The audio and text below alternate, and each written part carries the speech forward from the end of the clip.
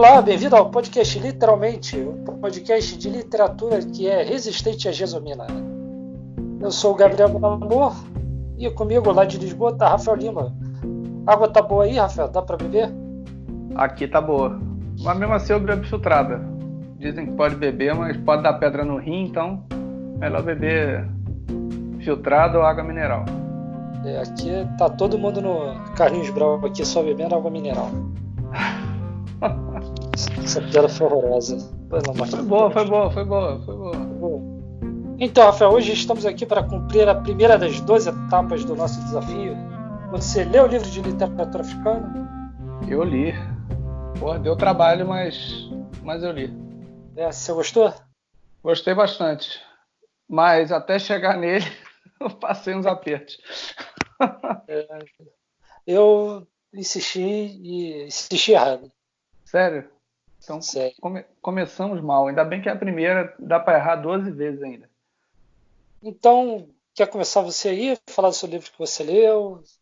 Posso começar. O meu, como é livro de contos, é mais en passant, para não perder o meu querido francês. Bom, fazer um pouco da minha trajetória até conseguir chegar nesse autor que eu li. Eu tinha alguns livros africanos, a gente até fez aquela live que a gente fez uma cagada no final e não conseguiu salvar, mas quem viu, viu, quem não viu, não vai ver mais. Que a gente indicou alguns autores e eu comecei a ler alguns deles. Aí primeiro eu li o Coetzee e depois eu comecei a ler a Nadine Gordimer. Sabe quando você está lendo e a coisa não... parece que não te pega. Aí eu pensei, pô, não é esse livro que eu quero ler agora. Aí fui para a livraria e encontrei um livro novo do Naguib Mahfouz, escritor egípcio. Ele morreu em 2006, ganhou o Nobel em 1988. Eu já tinha lido um livro pequenininho dele, que foi lançado pela LPM, que eu não vou lembrar o nome agora, obviamente, porque eu já li tem mais de 10 ou 15 anos. E descobri que encontraram 18 contos dele num dos arquivos. Tem um jornalista egípcio que está escrevendo uma biografia dele e encontrou lá 18 contos com papelzinho, publicar em 1994. Então imagina-se que os contos são mais ou menos ali do início da década de 90, ou que ele reuniu no início da década de 90 para publicar em 94, mas aquilo nunca foi encontrado, nunca foi publicado. Ele morreu em 2006 e ficou por lá. E são contos bem pequenininhos, acho que o maior deles tem umas 5 páginas, mais ou menos. O nome do livro chama-se The Quarter. Imagino que seja algo como o Quarteirão, que fala sobre uma região específica ali do Cairo. E nesses contos ele consegue, mesmo em poucas páginas, em poucas palavras, tratar de assuntos que são tabus na sociedade muçulmana. Mas já você falou que os contos... Ele morreu em 2006, e como é que esses contos saíram da gaveta e chegaram ao livro? Então, foi esse jornalista que lá nos arquivos dele encontrou nessa papelada, dentro de um envelope perdido lá, umas páginas com um bilhetinho e viu que tinham esses contos lá que eram para ser publicados em 94. Imagino que ele mesmo não quis publicar, né? Porque eu acho que negar a publicação para um cara que é prêmio Nobel é um pouco demais, né? O editor tem que estar um pouco virado no giraia para negar a publicação de um Nobel. Mas foi isso que aconteceu. E o livro foi lançado ano passado. Até o prefácio do livro é escrito pela Elif Shafak, que foi indicada ao Man Booker Prize esse ano. E o livro tem várias histórias, algumas delas com mulheres como protagonistas, e logo de cara ele começa com a história de uma menina que foge com um namorado. E isso no mundo árabe, a mulher que tem pouca... Não é uma moça recatada, que honra a família, né? Casa virgem. Enfim, não é uma Damares. Exato. Que a Não é Damares sim é a mulher que todo homem sonha, né? Sim. Marcela Temer também, recatada e do lar. Exatamente.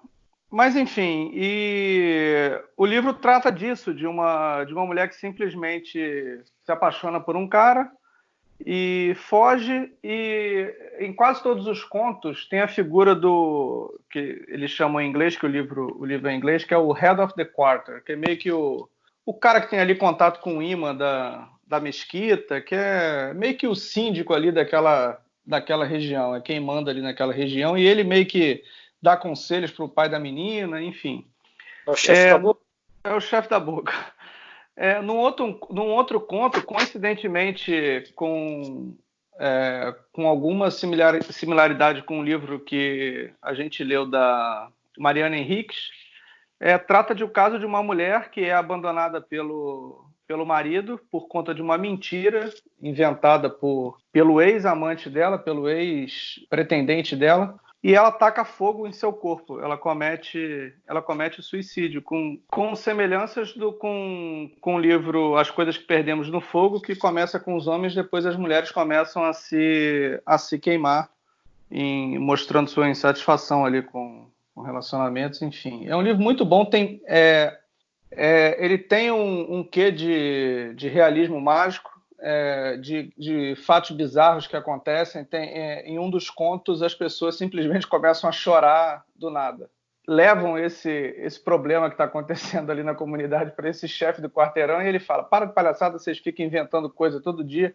E de repente a pessoa começa a chorar na frente dele e vira ali um coronavírus de choro no quarteirão, e enfim, isso vai tomando alguns rumos maiores dentro daquela comunidade, até que encontram uma solução para esse problema. Num outro conto, de repente o chefe do quarteirão não sabia, mas todo mundo estava assistindo o começo do filme Up e viu lá a mulher envelhecendo e morrendo e ficou todo mundo triste, todo mundo chorou ao mesmo tempo por causa disso. Pô, tu me pegou agora que eu nunca vi Up, mas enfim, dizem que é triste. Quem não, viu chorou. Os primeiros 10 minutos são a coisa mais triste que você vai ver na vida. Eu nunca vi. Enfim, para falar de mais um conto, tem um outro que trata também da mulher que é abandonada por um homem que ele deixa entender que ela foi estuprada porque ela tem um filho dele, mas não fica claro se foi uma relação consentida ou não, porque ela meio que tenta voltar para... Não é bem ameaçar, mas é se mostrar presente para que ele tenha aquela culpa de que ela largou ela com a criança. E ela fica ali meio que aparecendo para ele e ainda assim é julgada por outros homens ali daquela sociedade. É um Naguib Mahfouz que tenta desafiar um pouco essa sociedade muçulmana, ainda mais de 20, 30 anos atrás, que devia ser ainda mais conservadora do que hoje. Alguns fatos interessantes. Era o Egito do Mubarak ainda, né? No meio do regime do... Era o Egito do Mubarak, exato. Mais ou menos no meio, né? Porque acho que ele entra em 80, se não me engano, e cai em 2011. 2011 é ano que o Mahfouz morre. Alguns fatos... o livro é dado para ser publicado em 1994, mas em 1994 acontece um fato na vida do Mahfouz. Ele é esfaqueado no meio da rua por ser considerado infiel.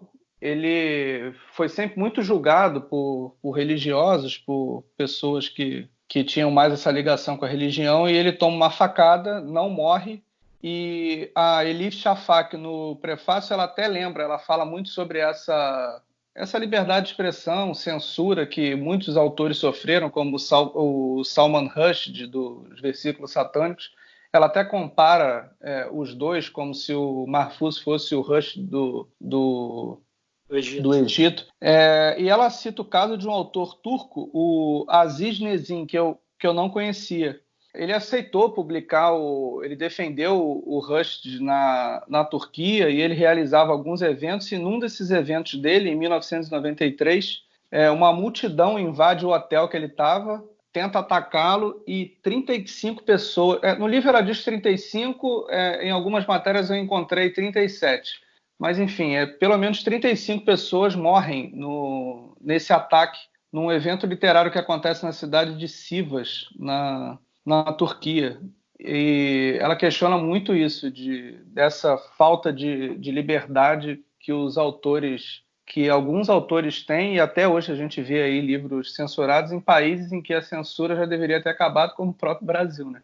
Aqui tá na moda, pô, aqui voltou com toda a censura. Aí tá com tudo. São pelo menos 2 livros aí que nos últimos 3, 4 meses, o da Bienal e o da Luisa Geisler, que sofreram censura. Para casos um pouco mais antigos, mas ainda assim recentes, o livro do Roberto Carlos, do Paulo César Araújo, o Em Detalhes. Enfim, mas é um livro que eu recomendo, ainda não foi traduzido, mas fica como um lançamento aí da literatura africana e árabe, né? Para quem, inclusive o desafio do Livrada pede um livro árabe.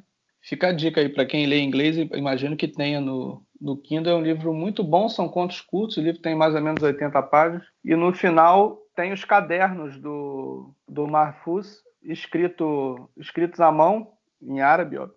Obviamente eu não entendi nada, mas tem uns facsímiles aqui do caderno e ainda tem o discurso dele no Prêmio Nobel de 1988. Bacana, bem bacana. Então, É isso. dica aí. Bem original. Demorei a encontrar, mas quando encontrei um autor que eu já não li há muito tempo e que é bom, né? Você se surpreender de novo com literatura interessante, né? Com autores de qualidade. Bem, posso falar agora do meu livro?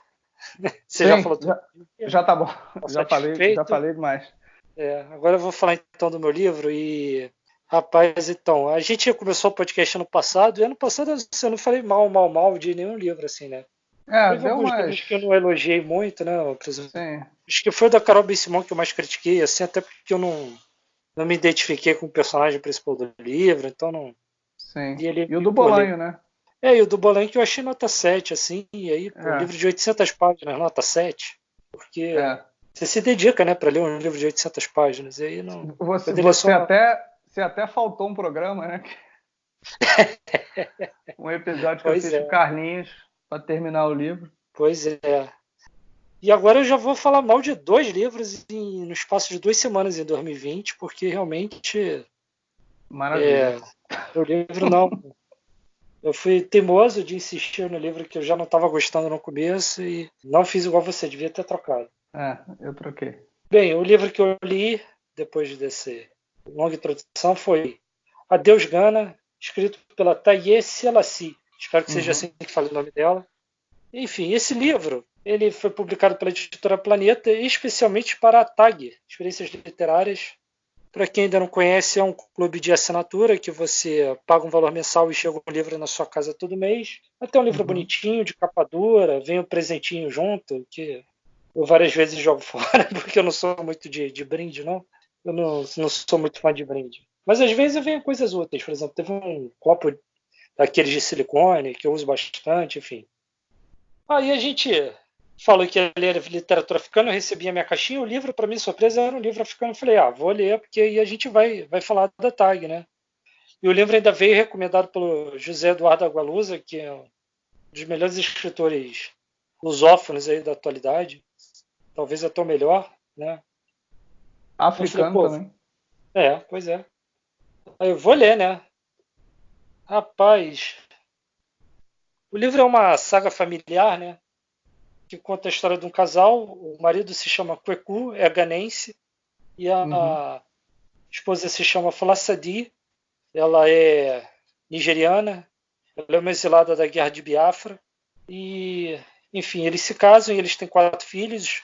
O Olu, 2 gêmeos, Taiwo, que é a menina, e Kirindi, que é o menino, e a Sadi, que é a mais nova. E eles vão morar nos Estados Unidos, onde o Kweku vai se formar médico e vai ser um dos melhores cirurgiões ali da turma dele, ou talvez o melhor, né? E aí acontece alguma coisa que no começo do livro é suspense, mas depois ela conta, que faz o Kweku abandonar a família e voltar sozinho para Gana e reconstruir a vida em Gana. E aí o livro começa com a morte dele, né? Ele tem um ataque cardíaco, ele percebe que está tendo um ataque cardíaco, mas ele não busca socorro, ele se deixa morrer, né? E aí você pego o livro assim, porque bem ou mal, assim, eu acho que insisti no livro para tentar descobrir, né? Entender um pouco mais as motivações dos personagens, o que ia acontecer depois com essa família, né? Sim. Mas eu acho que eu não fiquei muito satisfeito com as explicações, não. Enfim, eu acho que a primeira coisa que mais me incomodou assim, porque eu pelo menos estava animado de ler um livro de literatura africana, porque todo livro de literatura africana é primeira oportunidade de conhecer coisas até de história, que a gente não conhece muito, coisas culturais, né? E Uhum. esse livro ele passa muito de raspa por tudo, assim, ele não se aprofunda em nada. Então, assim, por exemplo, a Guerra de Biafra, que foi uma guerra que aconteceu entre 1967 e 1970, que foi justamente essa região que fica no sudeste da Nigéria, Sim. chamada Biafra, que tentou ficar independente do resto do país, e isso acabou gerando uma guerra civil, né? E como é que eu sei disso? Porque eu pesquisei no Wikipedia. Ah, porque não entra O no livro ela assunto. não entra muito no assunto, só fala assim, ela fugiu de Biafra, ponto. Não descreve muito, não conta como é que foi essa fuga da Nigéria em detalhes, simplesmente, ela fugiu da Nigéria e chegou em Gana. Assim, sabe? Então, assim, acho que ela resolve algumas situações que ela podia desenvolver mais, ela resolve muito rápido, outras situações que eu não pedia, às vezes o livro se demora muito, é muito lento. Então, assim, eu acho que faltou um pouco de critério aí nessa questão. A segunda questão que me incomodou foi a questão mesmo de escrita, né? Porque quando você pega um livro desse, você espera uma coisa diferente também, né? Em estilo. E o estilo Uhum. dessa autora é um estilo 100% best-seller americano, inglês, enfim, esses best-sellers escritos em língua inglesa. Então são aquelas frases sem verbo, por exemplo, ou então com um único verbo no gerúndio, às vezes vários gerúndios repetidos, assim, fazendo, comendo, não sei o quê. Então ela Matéria, saiu da sala, indo para o quarto, deitando na cama, dormindo e acordando, sabe? Tudo muito no gerúndio, sim. assim. Matéria policial da Record, né? Dor, lágrimas. É, é mais ou É. menos isso. Um gerúndio. Então, assim, e outra coisa que eu acho que eu já falei aqui, que tem muito nos Estados Unidos e eu não gosto, que é itálico demais. Assim, tudo em itálico, assim, né? Você falou de E aí. itálico no livro do James Baldwin, se a Forbilly Foi, pode falasse. ter. É. Pois é, e esses Mas itálicos aquele livro é demais, bom. aquele livro é bom. Mas esses itálicos demais, assim, eles causam dois problemas, né? Primeiro que, tipo, se você destaca um monte de palavra, na verdade você não está destacando praticamente nada, né? Sim, sim, vira. É tudo uma maçaroca só e, enfim, você não consegue transmitir a importância mesmo daquela palavra para a frase. Exato. E esse problema é na tradução, né? Que o ritmo do português é diferente do ritmo do inglês, né? Então, Uhum. tipo assim, eu não sabia, por exemplo, que ela usa no momento aqui, que ela vai lá e o sabia tem itálico, mas a gente não fala assim em português, né? Eu não sabia. A gente fala eu não sabia, né? É outra Sim. musicalidade. Mas em inglês não é I didn't know, né? Aí o know é sempre pelo ou no final, ele é mais forte, né? É quase que uma. O tradutor também tem que fazer quase que um trabalho de tradução de poesia, né? De Pois é, o que ele vai entonar, o que ele vai. Talvez pode ser uma falha nisso também. Mas na dúvida, não pois, coloque em itálico. pois é. E aí, enfim, e aí também envolve problemas de produção do livro, né? Uhum. Porque eu entrei lá no site da Editora Planeta, né? E procurei o livro e não achei. E aí É, eu acho que essa edição foi feita para a tag, né? só para tag mesmo. Eu imagino, eu nunca, enfim, eu trabalho numa editora pequena, nunca passei por essa experiência de ter um livro escolhido pela tag e ter que mandar. Você tem prazo, né? O livro vai chegar em janeiro na casa da pessoa, então ele tem que estar lá no depósito da tag no dia tal para eles poderem colocar 20 mil livros nas caixinhas e despachar. E Sim. antes disso, quer dizer que a editora tem que imprimir tudo no dia tal, sem falta. Isso quer dizer que o revisor tem que entregar no dia tal, o diagramador no tal, não sei o quê. Então, tipo, é tudo. O cronograma deve ser muito apertado. Então, realmente, esse livro dá para perceber que houve uma certa pressa aí. Bem, aí acho até que essa tradução ficou até uma tradução muito literal, né? Mas eu acho que até por causa de prazo mesmo. Realmente, se você tem um prazo apertado para entregar a tradução, não dá para você ficar, enfim, analisando palavra por palavra, buscando as melhores soluções sempre, enfim, remoendo o dia inteiro por causa de uma frase. Aham. Mas, por exemplo, tem uma parte aqui que é falar se a gente está conversando com um amigo da família. Aí ele pergunta como estão as crianças, só que todos eles já são crescidos, né? Aí Sim. ela responde em inglês. O que acontece? Você traduz literalmente em inglês, você percebe que em inglês faz sentido, né? Aí ela Sim. responde, deve ter respondido em inglês, né? Hardly children, porque Ah, aí ela traduziu literalmente, dificilmente crianças, mas em português a gente não fala assim, né? sim. A gente fala, já não são mais crianças há muito tempo, né? Qualquer coisa assim, né? Então acho que esse também foi uma coisa que deixa a leitura travada, né? É bom ter umas adaptações de vez em quando, né? A tradução para o inglês costuma fazer muito isso, né? Às vezes até demais. Aí eles ultrapassam um pouco o limite do aceitável também. É sempre uma sintonia fina, assim, de você conseguir, né? Ao mesmo tempo que você tem que respeitar o estilo do autor e as escolhas do autor, você também tem que imaginar aqueles personagens e pensar o que eles falariam em português, né? Sim, O que uma mulher exato. de mais ou menos ali 40, 50 anos diria em português nessa Uhum. situação. E eu acho que ela não falaria assim, ela falaria qualquer coisa do tipo, já não são crianças há muito tempo. Eu acho que mudar isso não seria bom, não seria ruim para o livro. Boa. Foi? Foi, então é isso, né? Então, só para, enfim, eu acho que até que ela, enfim, consegue trabalhar algumas situações, por exemplo, a crise de identidade, que principalmente as crianças têm, né, por serem filhos de africanos morando nos Estados Unidos, e depois eles têm que voltar para a África para o funeral do pai. Então, todos eles ali têm uma questão de identidade que cada um lida do jeito, mas ao mesmo tempo algumas coisas não são muito bem trabalhadas, alguns diálogos são meio esquisitos, enfim. Uhum.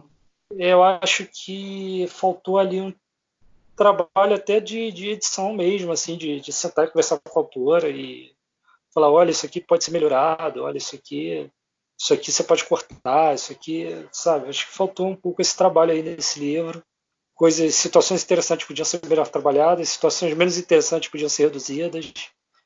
E principalmente o livro podia ser menos redundante, né? Por exemplo, algumas vezes tem frases do tipo: fazia muito tempo que ela não pensava aquele pensamento, fazia muito tempo que ela não sentia aquele sentimento, sabe? Coisas Sim. meio assim. Por exemplo, não em caixa alta. Isso é uma coisa de livro best-seller americano, né? Aham. Escrever não em caixa alta, e bota exclamação depois da caixa alta, e depois fala, gritou fulana. Tipo, pô, Não, não já precisa, tinha né? Dá entendido que pra era o ver grito, que. né? Da caixa alta, depois já tinha entendido de novo na exclamação, e ainda É. já tinha entendido pela terceira vez no gritou, né? Isso é um pouco. Eu me sinto meio subestimado, assim, quando eu tô lendo É. e vejo algo, e vejo algo assim. Então eu fiquei um pouco frustrado, assim, que eu acabei caindo na minha mão um livro que não representa muito bem a literatura africana. Enfim, eu li um É. livro que é muito mais um best-seller americano, que por acaso se passa na África. Metade na África, metade nos Estados Unidos. Não, por acaso eu nunca fui ao Egito, mas você se sente ali no. Tem livro que consegue te transportar, né? Eu não sei se você já viu um filme chamado Edifício Yacubian, que tem até um livro.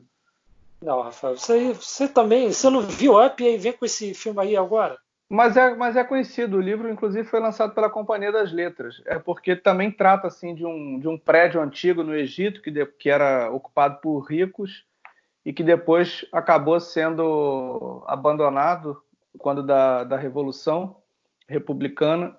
O livro conta histórias de pessoas que moram ali. Eu achei esse livro bem similar ao livro do Mahfouz, que claramente é um autor que serve de inspiração para outros autores egípcios, né? Só fazer uma colocação aqui, Gabriel. Eu citei o livro que eu tinha lido dele, eu não lembrava o nome, eu achei aqui. É O Ladrão e os Cães. Foi lançado em 2008 pela LPM. Eu não sei se a tradução é do árabe para o português, mas pelo que eu vejo dele, imagino que seja do árabe para o inglês para o português. Certo. Aliás, eu, aproveitando que você está falando de tradução aí, queria fazer um pedido para tradutores. Por favor, não escrevam bebericar no livro. Franzeiro 100. Sabe o filme da década de 80 que o policial vira tira, né? Sessão da Aham. tarde, um tira da pesada. Ninguém fala tira, ninguém É. fala bebericar, ninguém fala franzeiro sem. Parabenizando a Todavia fez uma revisão da tradução do Um Apanhador no Campo de Centeio, muito por conta disso, né? Por conta de expressões que na década de 50 faziam sentido, mas em 2020 já não fazem tanto sentido assim. Então, Bem, tem tradutores até que dizem que todo livro tem que ser retraduzido de 20 em 20 anos, né? Porque a linguagem muda aham. tanto, né? E para o texto ficar atual precisa de uma nova tradução. Mas no caso do Apanhador, né? Acho até que o caso do texto original daquela editora do autor, né? Que era do Fernando Sabino e depois Sim, sim. ele até diz, parece até que o texto era formal demais para o que era o livro, né? Original. Uma vez eu vi uma entrevista com o tradutor, que é o Jório Jorge Dauster, Dauster. né? Isso. O Jório Dauster, ele diz que como que ele fez a tradução, que ele começou fazendo com os amigos e depois veio um tradutor da época que era super renomado para ajudá-los, então foi um trabalho meio que em conjunto. Eu lembro de ter lido o livro há muito tempo, eu li com 15 anos, ou seja, foi em 2001. Era uma tradução já bem datada. Não sei como ficou essa agora, mas imagino que tenha melhorado. Porque também Ah, ninguém merece ler um livro em 2020 com supimpa, né? Com esse tipo de. Oh, exatamente. Ótimo porque exemplo. para ler supimpa, você lê, sei lá, os livros do Nelson Rodrigues tem algumas expressões que são bem datadas, mas aí, enfim, o livro foi escrito naquela época, não foi traduzido, não precisou ser traduzido, né, para o português, mas imagino que o cara que traduza para outra língua vai colocar expressões que façam mais sentido, sem que o livro perca a essência. Acho que é isso que contra o famoso meio termo, né? Exatamente. Era o que eu estava falando lá da sintonia entre o estilo do autor e a questão da tradução mesmo, né? O que aquele personagem falaria naquela situação, naquela língua. Né? E Exato. isso é o trabalho que o tradutor tem que estar sempre de olho. É isso. Mais alguma coisa? Você que é o Não, homem dos recados? não, hoje eu estou sem recados. Aliás, eu tenho sim um recado. Chegou o nosso primeiro livro como influencer. Ah, garoto. É. Então, queria agradecer de novo ao José Almeida Júnior e a Fara Editorial por ter mandado o livro dele para mim. O Homem que Boa. Odiava Machado de Assis. Então, chegou. Estou precisando só produzir aquela fotinho, né? Que aí é complicado, né? A pessoa é ruim de foto. Tira uma foto Fotógrafo. só do livro porque tu é muito feio. É. Não, fotógrafo da dupla tá em Portugal, né? Sim, sim. Tô aqui. Tem que só produzir a fotinho bonita. Exato. Já tem previsões para o próximo episódio, Gabriel? Então, eu tô na dúvida, Rafael, do que eu vou ler. Eu não sei se eu leio o novo livro do Julian Fuchs, que se chama Ocupação, Aham. ou não sei se eu leio o livro da Olga Tokarczuk, esqueci o nome, sobre os Sobre os ossos dos ossos dos mortos. sobre os Que, ossos é- dos mortos, isso. que aqui em Portugal é Conduz teu arado sobre os ossos dos mortos. Tem uma parte antes aí que foi cortada no Brasil. Eu não falo polonês, mas parece que o título em polonês é esse mais longo aí, né? É que eles deram uma enxugada. Porque aqui eles costumam ser bem fiéis ao título original.